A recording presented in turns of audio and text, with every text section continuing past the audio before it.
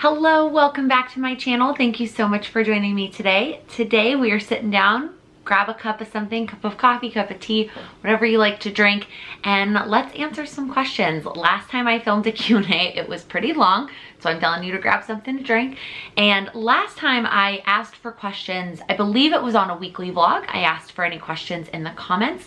This time I decided to use that Instagram box thing and ask for questions, and I got a ton of responses. I did get a few duplicates, and I'll touch on those briefly, but go check out the last Q&A, the only other one I've done. This is only the second one I've done, if you want some more information on those questions. So let's get right into it. Just like last time, I decided to go through the questions and bucket them into categories instead of just like scrolling through and answering them in chronological order. So the first category that we're going to start with is planning. This is a planner channel after all. So the first question was, do you only use one planner? The answer to that question is no. I use a work planner and a home planner. Right now I'm currently using the Kit Life Weekly Planner at work, and then at home it's kind of a balance between the Erin Condren Petite Daily Planner and the Erin Condren Vertical Life Planner. So whether you meant work and personal or just two for my personal life, the answer is no. I also don't know if my power sheets count as a planner. They're technically a goal planner, and that's something that I use. I do try to be a one planner girl, but incorporating the Petite Daily Planner into my system recently has helped a lot, and it's made me a lot more realistic, but at the same time a lot more productive.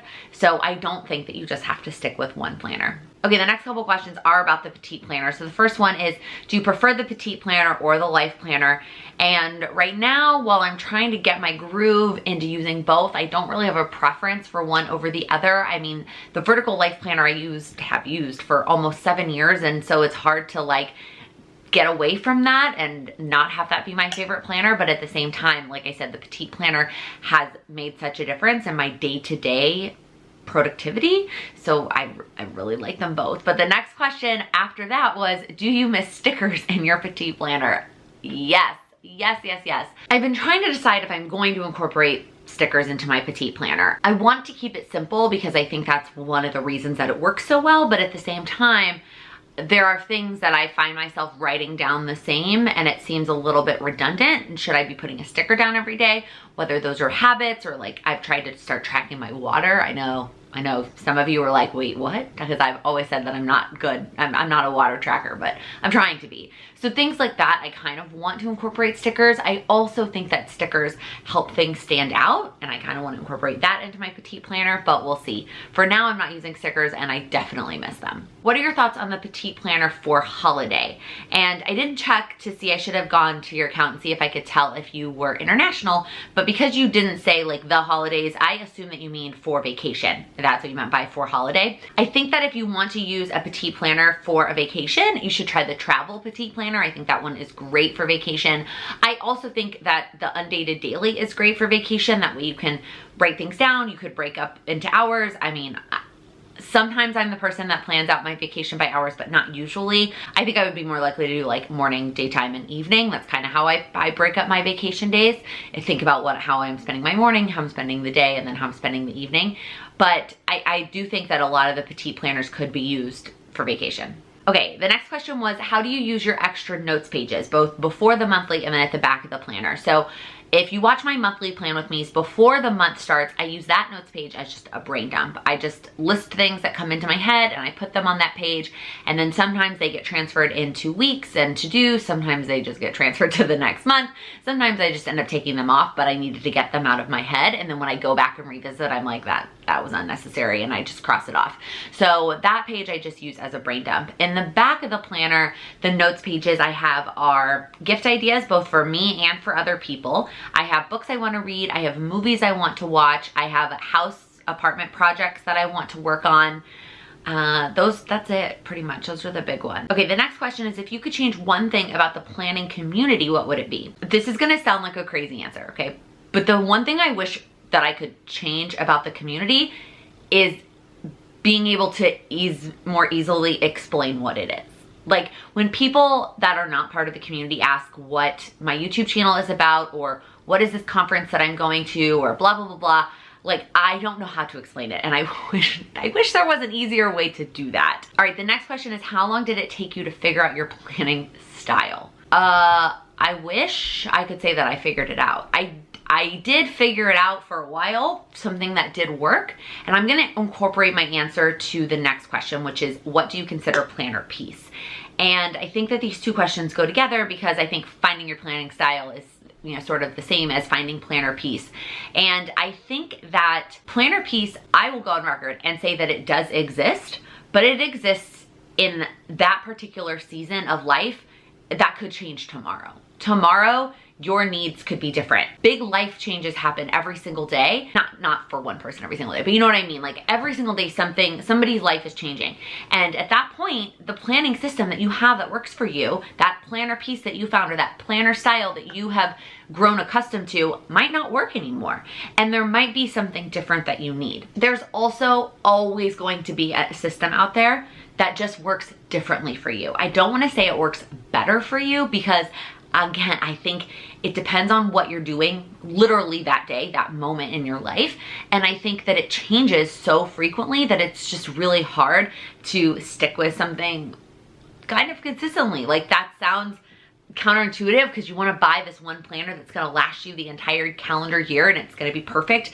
There is no way that one system is perfect for you every single day throughout the entire year. I don't know if that really answered the questions, but I just think that you have to look at planner piece or finding your planner style as finding something that works for you in that moment, whatever that means to you. For me, having something that works for me means that I'm checking it on a frequent basis. I'm going back to look at it. I'm going back to look at it. I'm not just setting it up for the week and then ignoring it and hoping that I remember what all my plans are. It's that it's holding me accountable to the things that I say that I'm going to do. Is that working out? Is that cooking dinner at home instead of eating out? Whatever those things are, the system holds me accountable to that. And then for me, it also allows for some creativity, and that's part of the struggle with the daily petite with no stickers is I still view planning as some sort of creative outlet for me, and so, as well as a tool, but also a creative outlet. And so if that could be true for you or it could not be true for you. Finding planner piece is about knowing what the planner tool or the system is trying, what you want it to do, and then accepting that it might change tomorrow. Okay, the last question in this planner category is, how do you get out of a planner funk? And we talked about this recently in a plan with me. I talked about how I was in a planner funk, and then I had some of you leave comments on how you get out of a planner funk. And I think everybody's different. Even for me, it's different depending on what the funk is. Did I just get back from vacation and I'm not ready to get back into a full-blown sticker planner and I just need a notepad for that week? That's, you know, somewhat of a planner funk, and that's how I get out of that. Is it, for me, the recent one was I wasn't touching my Erin Condren vertical. I was setting it up in advance. I was filming a plan with me, and then I wasn't touching it the rest of the week. And the way that I got out of that was I tried something different. And I still quite haven't found a groove back into it, but I think for me, just trying something new helps with the planner funk. I think committing to one day at a time is another great way to get out of a planner funk. Try not to put so much pressure on yourself to have the whole week be done and perfect, or the whole month be planned out, or heck, maybe even the whole day. Maybe just try half a day. Like, commit to something smaller, and once you achieve those baby steps, you feel a lot more accomplished, and that encourages you and gives you that boost to keep going. Okay, the next category is still sort of planner related. These are planner event related questions. So the first one was, what was your reaction the first time you were recognized in public, either at an event or like out in public? And this question made me laugh because I think the first time it really happened was at the first Go Wild in New Orleans, but it didn't feel that crazy because we were at a planner event. And so, like, when someone came up to me and asked to take a picture, I was like, yeah, okay, like, sure. I don't know, it didn't faze me as like weird until I went and told my family about it, and they were like, what? Someone asked to take a picture with you? Like, they did not get it. So then I was like, well, okay, maybe that was something a little bit out of the ordinary. But again, we were at a planner event, so I didn't feel weird at all that somebody was gonna recognize me and come up to me. The one time that it happened outside of the planner world that sort of threw me for a loop was at work. And I talked about this in a weekly vlog. And if you are the wife, I'm blanking on the names, but if you're the wife of the husband, this was just like one of the most mind-blowing, in a good way, experiences ever. So I was in the cafeteria at my office. I work at New York Life Insurance. It is a huge company. I don't even know how many people are in our home office, but it's a lot. And I'm down in the cafeteria. I'm at like the station where you get the forks and the napkins and whatnot. And this guy comes up to me and he goes, "Are you Laken?" And I had just transferred departments, and so I thought he was from my new department, and I was like, "Yeah, it's nice to meet you. What's your name?" And he went into this spiel about how his wife follows me on social media and she likes my videos and she also uses planners and she wants to go to a conference and blah blah blah. And I was just like, whoa, like that was just like one of those moments that I just felt, it was so surreal, and I was like, okay, this is cool. I need coffee for this question. Okay, the next question is, are you going to the Chicago Planner Conference next year? And the answer to that is no, and it has nothing to do with the event itself. I had a wonderful time the past 2 years. This year, they raised the price a lot, and since I'm not speaking this year, I would be incurring that cost out of pocket. And given that I have a lot of travel and expense coming up related to the wedding, I have a lot of saving to do in general to help pay for the wedding, as well as traveling to and from Austin, or in February itself, I'm traveling to San Antonio to go dress shopping with my family. So I am not going this year. It's a combination of vacation days and expenses, and it's just not working out this year. The next question in this category is, are you going to go wild? And the answer to that is yes. I will never miss Go Wild. Go Wild is just an experience, and I've been every year, and I just, barring like it conflicts with my wedding next year, which Jeanette promised me she would do her best not to, like not next year 2020, but 2021. I will always go to Go Wild. Am I a little bit frustrated? I think we talked about this in a live, that it is all the way on the West Coast again. Yes. Ironically, it's probably gonna be one of the least expensive flights I've gotten for Go Wild. Flying from New York to LA is actually like really inexpensive. It's just long. It's just like a 6-hour flight that I'm not looking forward to. But I've never been to Disneyland, and I definitely wanna go one day while we're there. So I'm going. And then the next question, it wasn't really a question, said everything Go Wild related. She wanted to know, she's coming from Australia, and she wanted to know everything Go Wild related. I have a couple Go Wild videos for you. I did a tips video last year where I shared some of my tips, and then I also got some of my friends that have been to Go Wild to share some of their tips. I also have a vlog from last year's Go Wild if you want to see what it's like. And then I am happy to answer any Go Wild questions that you have. You know, I did a Q&A on Instagram where I asked Go Wild questions.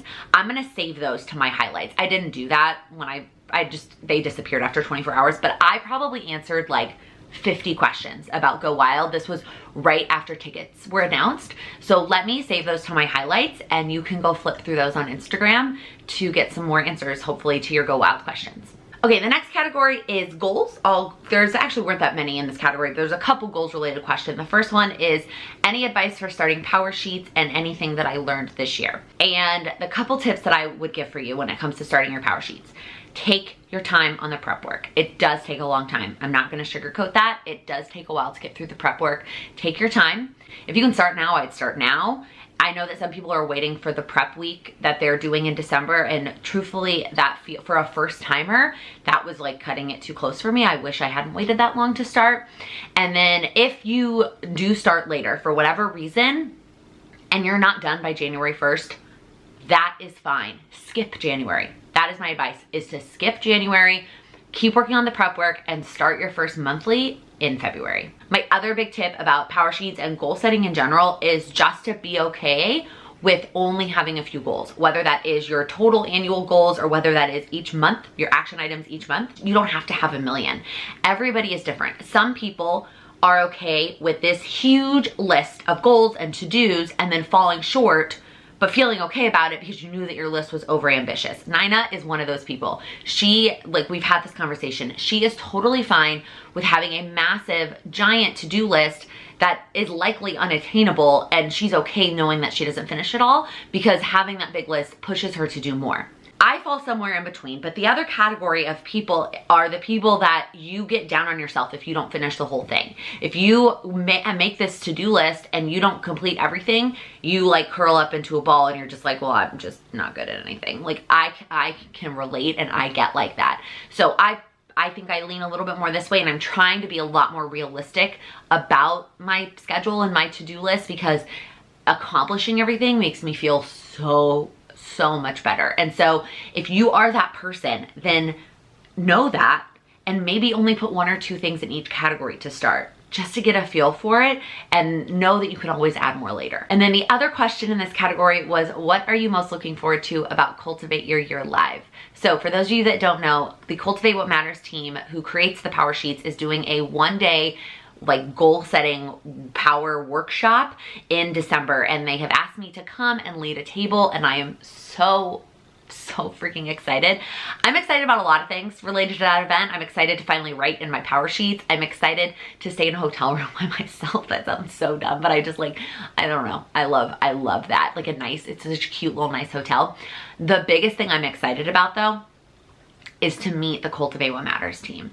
They inspire me so much throughout the year, and they bring so much valuable, I think, to our community, and I just can't wait to meet all of them in person.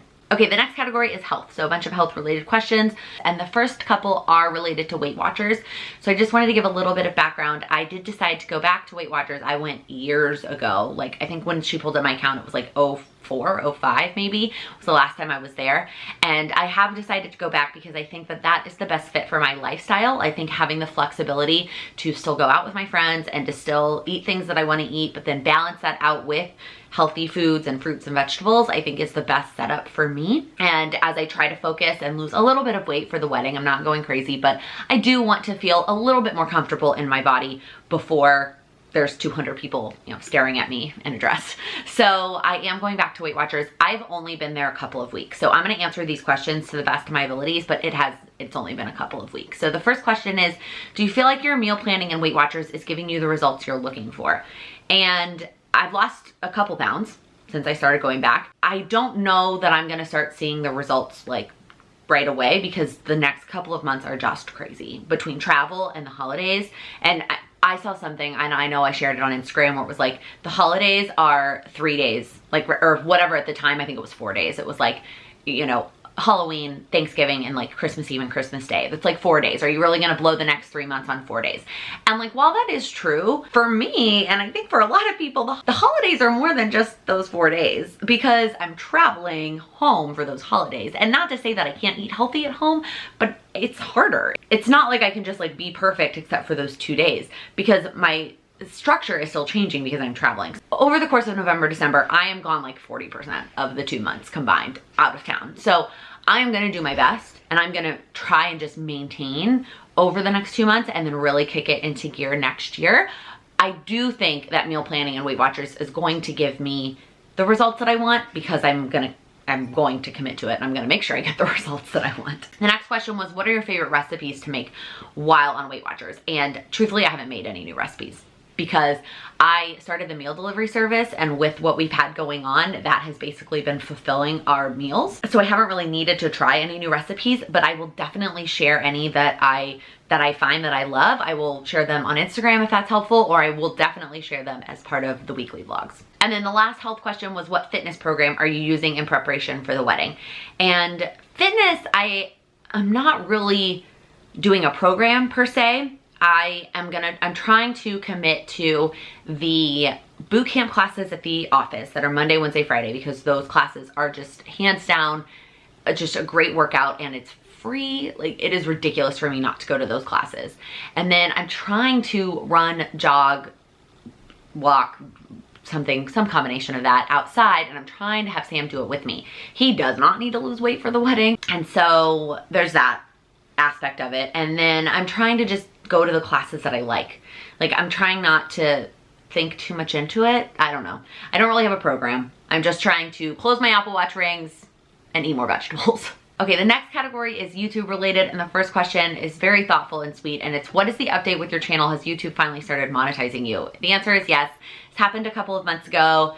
I honestly don't know. They did not tell me ever what was holding it up and how, like, I have no idea. They say that it's supposed to take a month, and it took me like 9, and I don't know what the delay was, but it did finally happen. I am monetized, and have ads turned on for the videos. So thank you so much for watching all the videos and watching the ads. The other question in this category is, what are your tips for content creators? And I did a whole video on this on my YouTube tips and what I have learned while being on YouTube.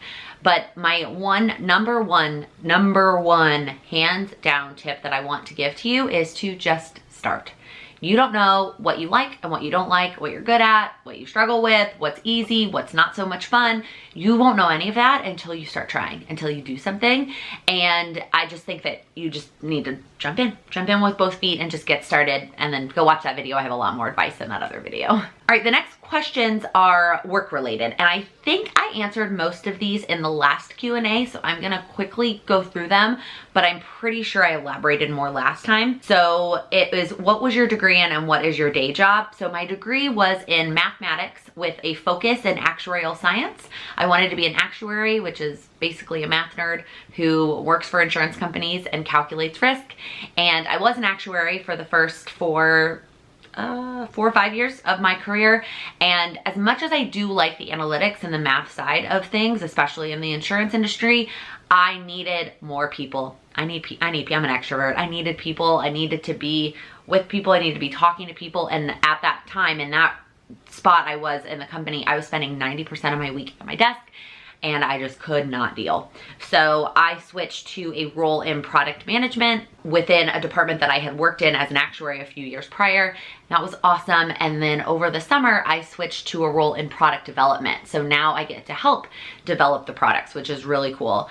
And it's so much more people oriented and relationship based that it's working really well for me. And I'm being able to build on all of my insurance knowledge that I built while I was an actuary, and applying that, it is very helpful. I would not go back and do anything differently, and I'm very happy with how everything turned out. The next question was, how are your office plants doing? I appreciate this question. I have 2. I bought 3 and I killed 1. It was the lavender, which they warned me the lavender is really an outside plant, and that the light from the window might not be enough for the lavender, and it wasn't. And the lavender died. But the other 2 are still going strong. So I have like the one that's got a flower, I forget what it's called, and then the one that like grows a lot, the pathos, I think, that everybody recommended. Okay, the next category, I just called it personal. These are all it's a lot of like Sam related questions and like my personal life. So the first one is, did you pick your ring or did you give hints? The only hint I gave him was that I loved my mom's ring. I said, I love my mom's ring. And my mom's ring is different than mine. My mom's ring is just a solid band with a solitaire diamond. Okay, so they're not that different. The only difference is that I have little baby diamonds on the band, and hers is just a solid band, but her solitaire is a little bit bigger than mine. She's also older. However, I did end up giving a hint into my ring without knowing it. So apparently Sam was trying to somewhat incorporate my birthstone, not as like the main center stone, but like on the side somewhere, because I do love my birthstone. It's aquamarine. I think it's beautiful. And we were apparently I had no idea that I influenced this. We were watching a football game or something, and I just like grabbed the check, and he was like, do you want me to Venmo you? And I was like, nah, you can just pay me back in diamonds. Like nonchalantly, like kind of as a joke, kind of. And then he goes, so what is your favorite gemstone? And I was like, a diamond. And he was like, no, really, what's your favorite gemstone? And I was like, no, it's a diamond. And he was like, okay, for real. And I was like, well, for real? On like earrings or like a necklace, I love my birthstone. I love a lot of gemstones. I think anything like deep, like sapphire, amethyst, I think are beautiful. I was like, but like on my finger for the rest of my life, I like diamonds. Like I want it to be just diamonds. And he was like, okay. And then he went back and like talked to the jeweler and removed any potential aquamarine from the ring. So I did somewhat have an influence without actually knowing it. The next question is, what are you most excited about for planning your wedding?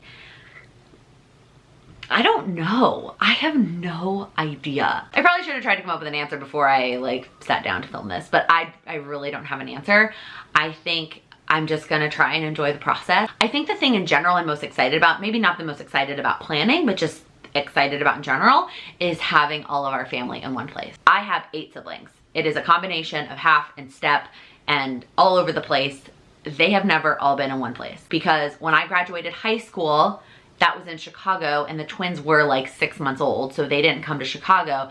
And then when I graduated college, my stepbrothers weren't able to come because their stepmom had custody and she wouldn't switch. So I have never been in one place with all of my 8 of my siblings, so I think I'm just really excited about that. Okay, the next two are kind of travel related. So someone said come to Australia for your honeymoon. That's on the list. I mean, nothing is off the list at this point. We have a massive idea list, and truthfully, I'm probably just gonna let Sam pick because that's much more important to him, and I, like, other wedding things are much more important to me, and we can always travel other places later. And then the next one is, if you go anywhere on vacation, where would you go? That's a long list. I really want to go to Greece. I don't know, it just looks beautiful. I really want to go to Spain and Italy and drink all the wine. I really want to go to Hawaii because I've never been there and it just looks beautiful. I really want to go to Australia and to New Zealand. And I mean, it's a long list. What do you miss most about Texas? The cost of living. That is what I miss most about Texas in relation to New York. I miss the food a lot in Texas. I miss the weather. Okay, the last bunch of questions in this category all kind of go together, and I know I went into way more detail in this in the last Q&A. It's, are you planning to leave the city? Are you and Sam going to move out of the city when you get married? Where do you want to move after you leave New York? We definitely are planning to leave New York. The timing on which we leave New York really has nothing to do with our marriage. We had a timeline anyways of when we're planning to leave. And it's just mostly because the cost of living is just too crazy here. And when it's time for us to like settle down and start a family, the Northeast is just so unreasonable between the cost of living, the commute, or like the space that you have for your family to live in. You are going to sacrifice on one of those. Like, you're either commuting a long time, or you're paying a lot of money, or you don't have a lot of space. And for me, it's just not worth it to stay here to sacrifice one of those things when I can easily move somewhere else and get all three of those things. So likely, I think I mentioned this, we are probably gonna move to Chicago because he still wants to be in a big city or near a big city. I want to be closer to home. And Chicago is partly home. My mom is there and I went to high school there, and then at least we're closer to Texas. It's really hard to get a direct flight to San Antonio right now. Out of New York, there's not very many. From Chicago, there's a ton. So even though getting all the way back to Texas is probably not on our plan, never say never, but right now it's not. At least we'll be a little bit closer in Chicago. Okay, last couple questions. These are just random. Like, they're just questions that didn't fit into any of the earlier categories. So, small town Canadian girl, did New York but need recommendations for next travel city in the US. That is a really cool question. I think there's so many cool cities in the US that I feel like this is a really hard question, and I might forget some really great options, but New York would have been my #1 recommendation if you had never been there. I think Chicago's another great option. Yes, there's similarities to New York, but there's also a lot to see in Chicago. I think DC is a really cool option in the United States, especially if you like museums and history. I would not go in 2020. Don't go during an election year. That would be a little crazy. Save that for 2021. I think if you like food and culture, I think like Austin or Nashville are really great options. I think if you have any interest at all in Disney, I think Orlando is a great option. I also think LA is a great option. You've got a lot of cool things to see there. I think if you like wine, I love Napa, and I would also highly recommend that to anybody coming to the US. The next question was, if you were planning one day around New York, what would you do? And I did a video on all of my New York recommendations, like all the things that I recommend people do. But if you had one day in New York, I would recommend brunch. I would recommend the top of some building, one of the buildings. I would recommend a Broadway show, either a matinee or an evening. I would recommend pizza. I would recommend Italian food. And that's pretty much it. Those are the highlights. That's it. You had one day, like, that's what I would do. What would you pick for your last meal? That is such a creepy but cool question. It would probably be a perfectly cooked medium rare filet mignon with garlic, mashed potatoes, no skins. I mean, you could put a vegetable on there, but I'm probably not gonna eat it if it's my last meal. A delicious roll on the side, because you can never have too many carbs, and a delicious glass of Cabernet Sauvignon. Okay, the last real question is, what is your get pumped song? And I love this question. I wish I had a good answer. I wish I had, like, this is the one song that always gets me going, but I really can't think of it. I have a lot of songs that I like that make me happy, but there's a rotation. Like, there's, like, right now I'm listening to a lot of Disney, which seems weird. Soon it'll be Christmas music, and that'll get me in a good mood. I think it just, truthfully, the music I listen to is really dependent on the mood that I'm in. that season or that day. And so the song that is gonna get me pumped up is gonna vary based on like that mood. Does that make sense? Like I'll pick what I put on based on how I'm feeling, and if I put on the right thing, no matter what it is, even if it's like not really a pump up song, like it's gonna get me in a good mood, in a better mood, and it's gonna get me going. Okay, and then 2 different people asked, why are you so amazing? And I just have to tell you that I appreciate it so much. Every time that I get a message or a comment that is just like so heartfelt, and it's like, it's thank you for doing this, or thank you for inspiring me, or thank you for whatever it is, it just means the world to me. And I just have to say thank you for leaving those comments, and thank you for sending those messages, because it makes my day, and it makes the not so good comments like just go right out the window. One good comment can wipe away 100 bad ones. Anyways, I just wanted to say thank you, and I hope that you enjoyed this Q&A. I don't know how often I'm gonna do them. This was sort of just like, it's been a while, and last time I didn't ask Instagram, so I thought I would ask Instagram, but it was so much fun, and I really didn't drink that much of my coffee, but good thing it's still warm. All right, that's gonna be it. If you liked this video, please give it a thumbs up. If you're new here, please click that subscribe button. I upload new videos every Monday, Wednesday, and Friday. Thank you so much for watching. Happy planning. All right, the next person asked, how did it wrong? My hair is just not cooperating. I need to continue to drink my coffee. The next category are for reals. Okay, that's an exaggeration. This video is going to be so freaking long. I'm the thing though, I think the together, and I know that I went into way